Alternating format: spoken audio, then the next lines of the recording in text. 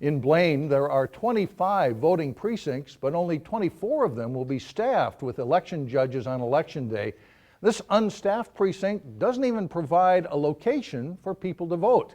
Danica Peterson has a look at this unique precinct. Right now, Blaine voters are voting early at the Marianne Young Center.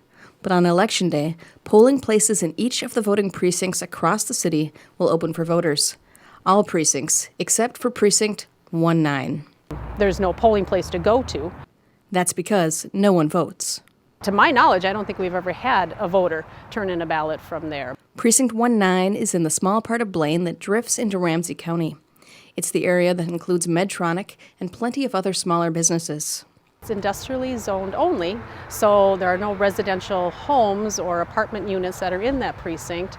All parts of the city need to be in a precinct, regardless of how the land is zoned. You know, the law states where somebody typically sleeps at night is where they can register, so it doesn't necessarily have to be a place of residence, a home, an apartment unit, a townhome, that kind of a thing. It could be maybe an industrially zoned area. For election purposes and for voting, they can absolutely register in a place that's not a residence. So this industrial area of Ramsey County was set up as its own precinct. Precincts are determined every 10 years based on the census. So we'll be doing that process again. We're going to be redistricting again in 2022. So we'll be looking at that here coming up after the census results come in and start kind of thinking about how to redraw those lines. So there's a chance, depending on census changes, that this precinct could see changes next time.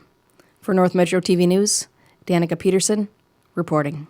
Sorensen says many voters in other precincts are casting their votes. More than 7,000 Blaine voters have turned in their ballots, and Sorensen estimates that to be about 16% of the total vote that will be cast in the city.